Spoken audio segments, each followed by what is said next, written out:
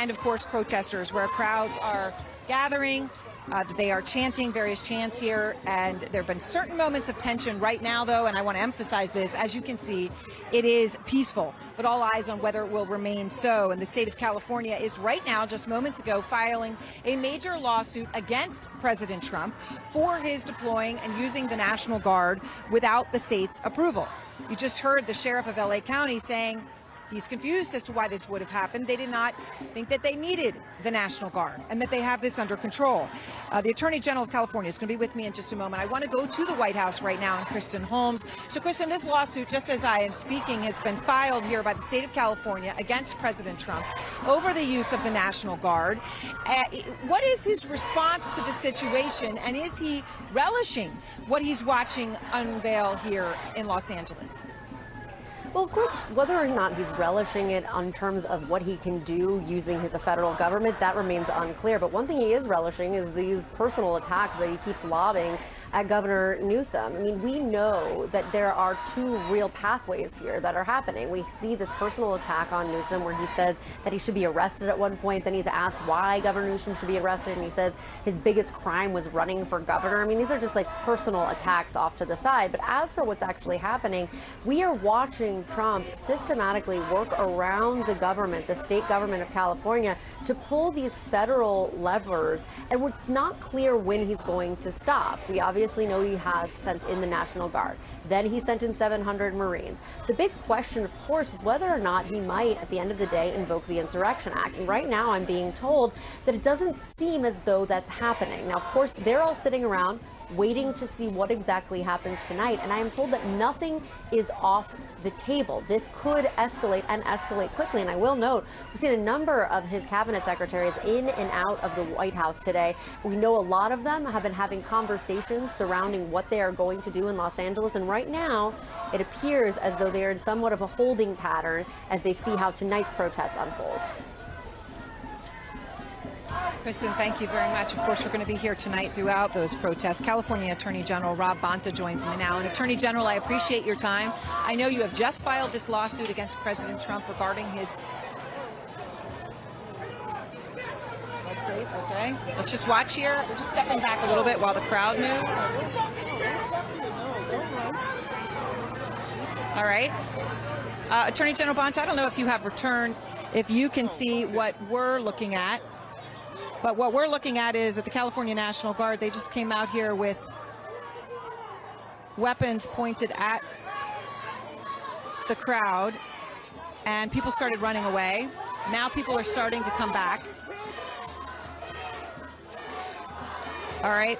I don't know, Attorney General, if you can see this, but may I just ask you while we're watching this, and excuse me if I end up interrupting you, but what is your biggest fear about what could happen here tonight? And now they've just thrown something at the National Guard. Well, we always said that the National Guard was not necessary, that local law enforcement, through their own resources and with the potential of mutual aid to add to those resources, didn't need the assistance of the National Guard. If the National Guard was ever needed, the governor of California could make that decision. But the National Guard wasn't needed. They're not needed. We are concerned that their presence can inflame an already sensitive situation, that they could be provocative, that they could increase tensions instead of calm and create peace. And maybe you're seeing some of those concerns play out in real time as you speak. So that's what I'm worried about, that the unnecessarily deployed National Guard as well as the unnecessarily mobilized Marines could actually stoke the flames and increase tension instead of create calm and peace, which is what we all desire.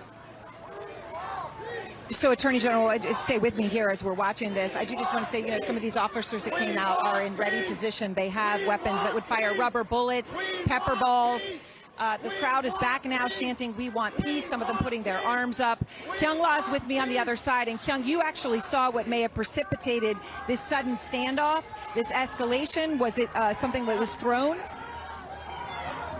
Yeah, it was a water bottle. And then I saw another water bottle get thrown. And the reason why I'm wearing my mask is, you know, tear gas. So the officers are in ready position. Mike, if you could take a quick peek.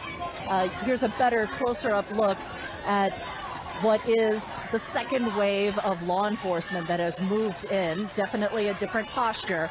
And what was thrown, Mike, can you see at the bottom of the stairs? Just that. I mean, you know, with a crowd this large, and it is hot out here. That's something that, you know, if you think about being uncomfortable in the hot sun, and then we saw some people starting to come in who are younger, they're men, and they look like they are here for the long haul. That's the best way that I can put it.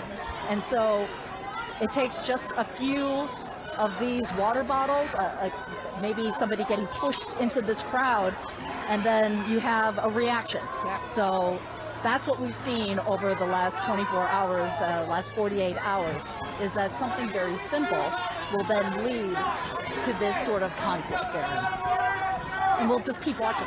All right, Kyung, yes.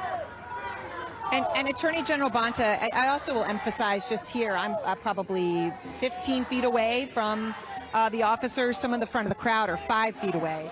They're very close.